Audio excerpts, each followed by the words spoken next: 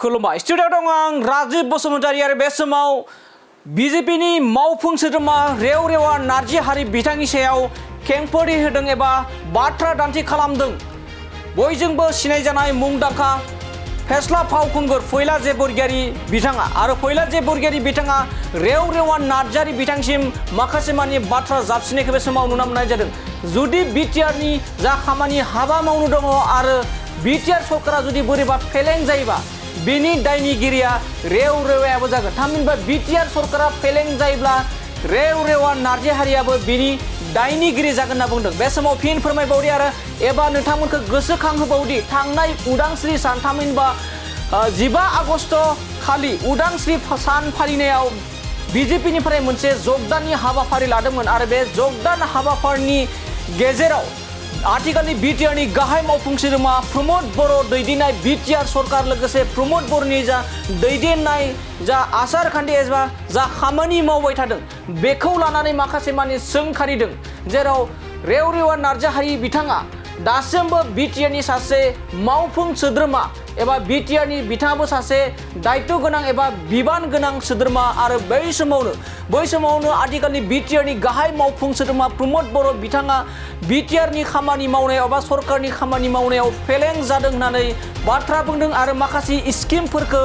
प्रमद बर' थामहिनबा इउपिपिएल दोलोनिफ्राय स्किमफोरखौ मोननो हायाखै होनना बायदि बाथ्रा बुंदोंमोन आरो फैबाय थानाय समाव थामहिनबा फैगौ 2025 मायथाइयाव जा बिटिसिनि काउन्सिलनि बिसायख'थि जानो गोनां दं बेयाव बिजेपिआ हारसिंनो गेलेगोन होननानै गोबां मानि बाथ्रा बुंदोंमोन आरो बेखौ लानानै फिन जाथाय होदों फिन आरोबाव फैलाजे बरगयारी बिथाङा आरो फैलाजे बरगयारी बिथाङा गोख्रों बाथ्राजों बुंथिदों दि फैलाजे बरगयारी बिथाङा बुङो दि रेव रेवा नार्जारि थामहिनबा बिटिआरनि बिजेपिनि जा मावफुं सोद्रोमा रेव रेवा नार्जि हारि बिथाङा एबा बिथांनि बेबायदि बुंनायाव जुदि बोरैबाफोर बिटिआर सरकारा फेलें जायोब्ला आरो बे फेलें जानायाव रेव रेवा नार्जारियाबो गिदिर दायनिगिरि जागोन होननानै बे समाव बाथ्रा बुंदों। लोगोसे सोंथि खालामबावदों फैलाजे बरगयारी बिथाङा रेव रेवा नार्जारि बिथांनिसिम रेव रेवा नार्जारिया दि बिटिआरनि गाहाय मावफुं सोद्रोमा प्रमद बर' बिथांनि सायाव आसि थुनानै बाथ्रा बुंनायनि बेसेबां जयगता दङ सासे इएम जानायनि बेसेबां जयगता दङ बिथांनियाव बे सोंथिखौ खालामदों फैलाजे बरगयारी बिथाङा। दानिया फैदो रेव रेवा नार्जारि थामहिनबा बिजेपिनि आथिखालनि जा मावफुं सोद्रोमा रेव रेवा नार्जि हारि बिथांनि सायाव फैलाजे बरगयारी बिथाङा माबायदि बाथ्रा बुंदों आरो मा सोंथि खालामदों जों बिथांनिफ्राय आबुङै मिथिना लानि। दा बे बेलायाव बिथाङा बुंनाय बायदि हसाके जुदि गाबोननि समाव बिटिआर गभर्नमेन्टआ बबेबा बिथिङाव जुदि फेलें जायोबा बेर्थ जायोब्ला बिनि दायनिगिरिया दा बिथाङाबो जागोन आरो बिथाङा प्रमद बर' सारनि सायाव जिखिनि एलिगेसन लाबोदों बे एलिगेसनखौ लाबोनायाव जोङो नैबेखौसो सानदों दा बिथांनि जयगता आरो दयगतायाव दिनै मोनसे कुइसन मार्क जानानै थादों। दा बिथाङा बेसेबांखिनि इएम हिसाबै रोंगौथि दं बिथां जोंनि दानि बिटिआरनि इएम मानगोनां रेव रेवा नार्जारि दा बिथां सारखौ आङो पार्सनेलि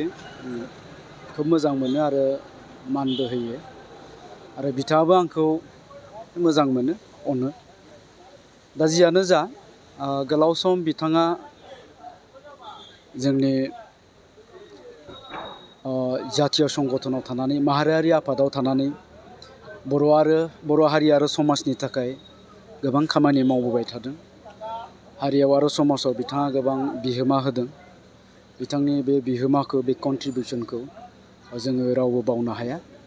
आरो जायनि थाखाय बिथांखौ जों बयबो सनमान होयो मान होयो बे हिसाबैनो आंबो बिथांखौ मान होयो आरो सनमान होयो। दा जियानो जादोला आरो बे सनमान आरो मान होनायनि थाखायनो बिथांखौ इउपिपिएल आरो बिजेपिनि जा जथाय सरकार बे सरकाराव सासे इएम हिसाबै सायख'नाय जादों अर्थात इएमनि बिबानखौ होनाय जादों। दा बिनि ओंथियानो जाबाय बिथाङा जोंनि दानि बिटिआर सरकारनि सासे दायित्वशील बेक्ति बा खोब माने बिबान गोनां रेसपन्सिबल सासे पार्सन बिटिआर गभर्नमेन्टनि। दा बे बेलायाव बिथाङा बुंनाय बायदि हसाके जुदि गाबोननि समाव बिटिआर गभर्नमेन्टआ बबेबा बिथिङाव जुदि फेलें जायोबा बेर्थ जायोब्ला बिनि दायनिगिरिया दा बिथाङाबो जागोन बिथांनियाबो बे दायनिफ्राय मालाबाबो खारग'नाय नङा जिथु माने बेर्थतानि जि माबा अंखिदार बिथाङाबो सासे दा जियानो जा बिथाङा दाखालि जि मोनसे खोथा बुंदों बे खोथाखौ